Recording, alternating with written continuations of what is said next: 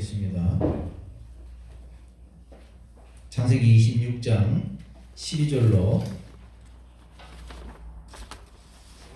15절 말씀까지 제가 공부하겠습니다.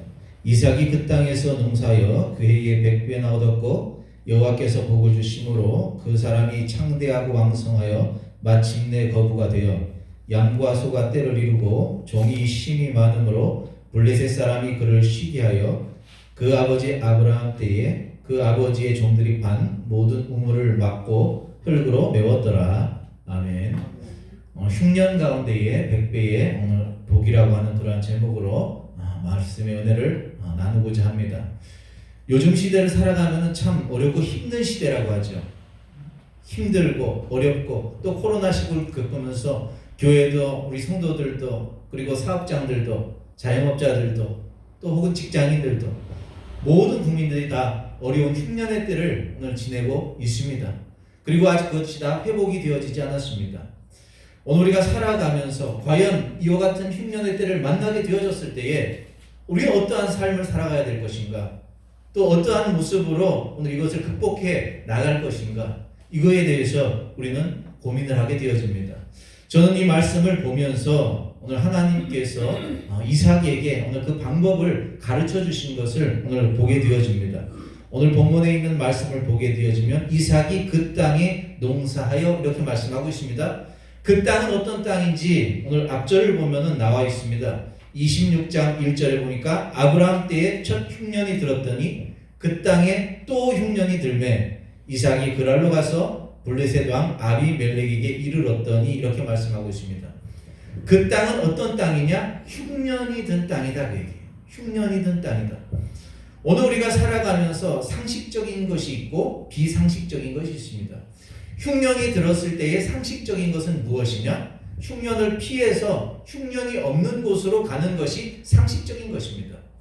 그런데 비상식적인 것은 무엇입니까? 그 반대로 가는 것이죠. 오늘 이 본문을 보게 되어지니까 이삭은 지극히 상식적인 선택을 합니다. 즉 흉년을 피해서 애굽으로 내려가려고 하는 오늘 그러한 생각을 먹게 되어졌다, 그 얘기예요. 그런데 하나님께서 이삭에게 이렇게 말씀을 하십니다. 2절에 보니까 여호와께서 이삭에게 나타나 이르시되 애굽으로 내려가지 말고 내가 내게 지시하는 땅에 거하라, 이렇게 말씀하고 있습니다. 애굽은 어떤 땅입니까? 풍족한 땅입니다. 나일강이 흐르고 삼각주 지역이 있습니다. 그래서 항상 나일강이 범람하면서 그 지역은 비옥한 토양을 이루게 되어집니다. 그래서 항상 풍부한 땅이고 물자가 많은 땅이고 그리고 강성한 땅입니다. 그러나 이 땅은 어떻습니까? 지금 흉년이 들었어요. 다 말라 죽게 생겼어요. 그런데 하나님께서는 비상식적인 선택을 하게 하십니다. 애굽으로 내려가지 말고 내가 내게 지시하는 땅에 거하라는 거예요. 오늘 하나님께서 우리에게 응답을 주실 때에 오늘 여러 가지 방법으로 응답을 주시죠. 어떤 이에게는 직통적인 계시, 음성을 들려주신다든지 혹은 환상을 보여주신다든지 꿈으로 말씀하신다든지 또 어떤 경우가 있습니까? 사람을 통하여서 오늘 말씀을 해주실 때도 있고 또 마음에 강한 감동을 통하여서 응답을 해주실 때도 있습니다.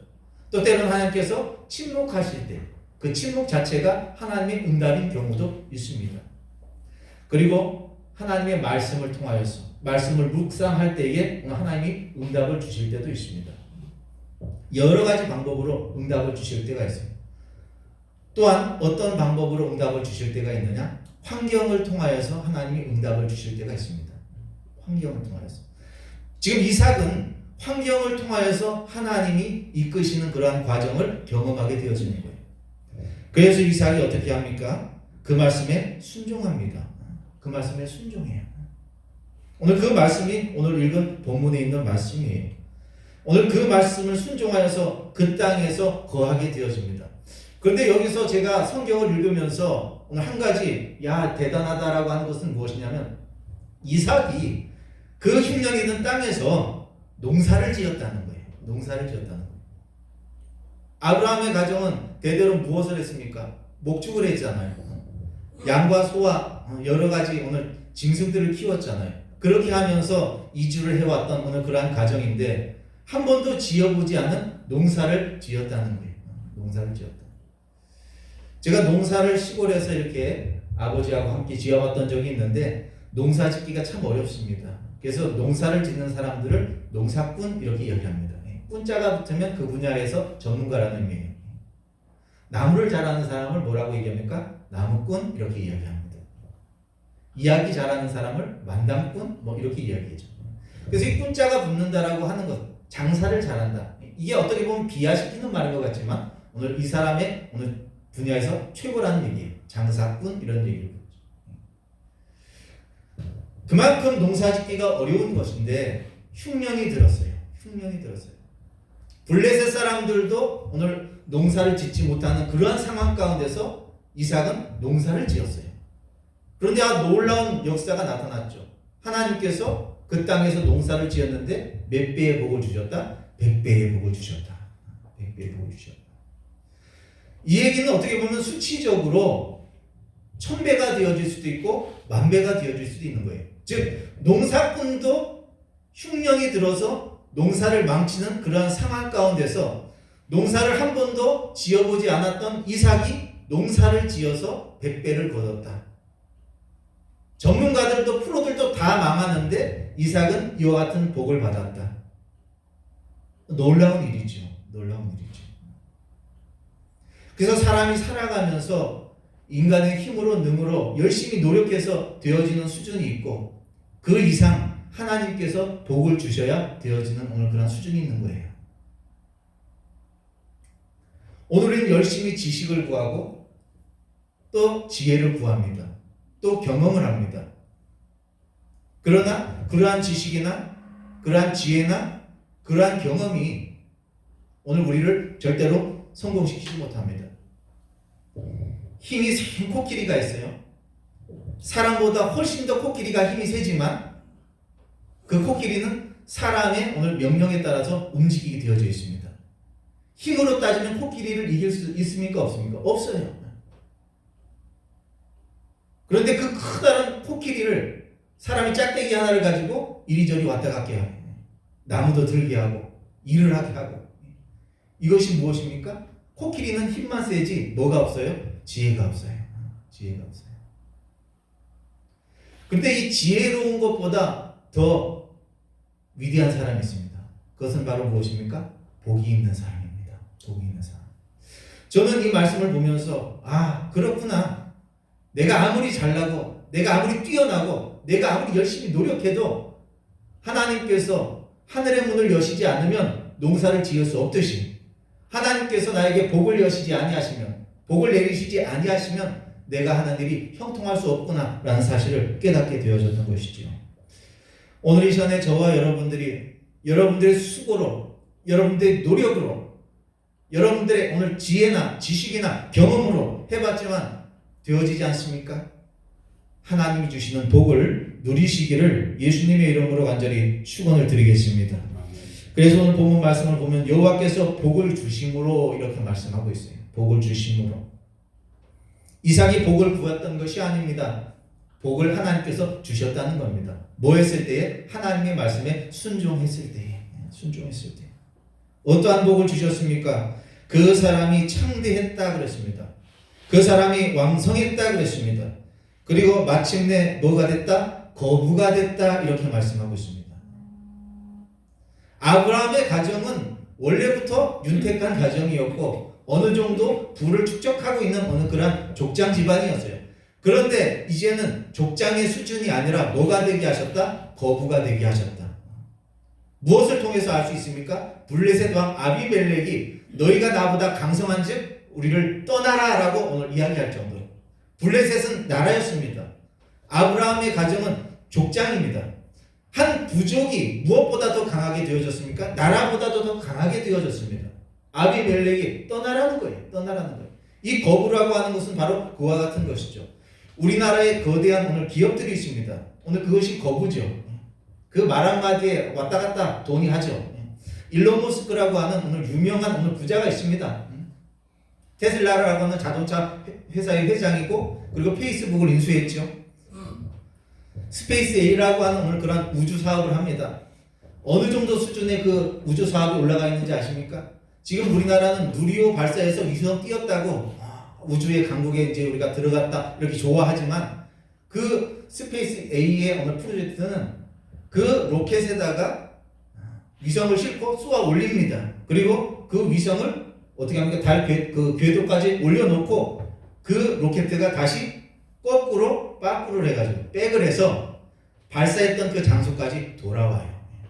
누리호는 어때요? 올라가서 그냥 쓰고 버려지는 거잖아요. 재활용하는 거예요. 이 사람이 말 한마디 할 때마다 주가가 올라갔다 내려갔다 하고 코인의 가격이 올라갔다 내려갔다 하는데 천문학적인 오늘 금액이에요. 오늘 거부의 오늘 영향력은 이와 같은 것이죠. 하나님께서 이삭에게 이와 같은 오늘 영향력을 주셨다는 거예요. 어느 때에? 흉년의 때에. 오늘 우리가 힘들고 어렵고 지금 흉년을 겪고 있습니다. 이럴 때 오늘 우리는 이것을 어떻게 극복해 나갈 것인가? 그것은 바로 오늘 하나님이 주시는 복입니다. 힘센 사람을 이룰 수 있는 사람은 지혜로운 사람입니다.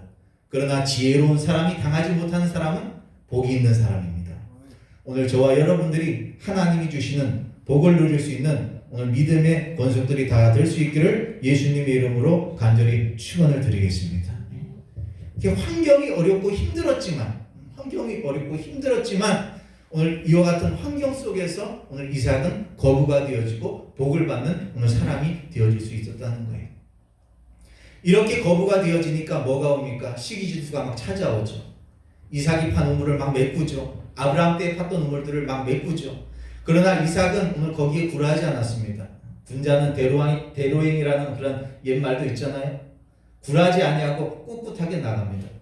그리고 메꾸면은 오늘 다시 옮겨서 우물을 파고 메꾸면은 또 다시 우물을 파고 이렇게 우물을 파는데 팔 때마다 우물이 나는 거예요. 물이 나는 거예요.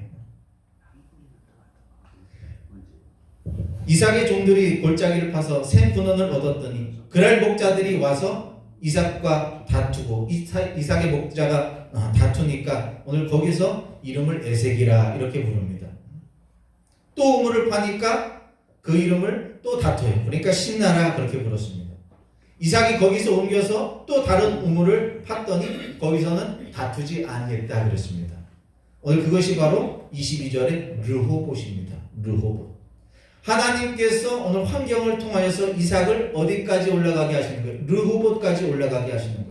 그러면서 뭐라고 말씀하시냐? 이제는 여호와께서 우리를 위하여 넓게 하셨으니 이 땅에서 우리가 번성하리로다 하였더라. 이렇게 말씀하고 있습니다.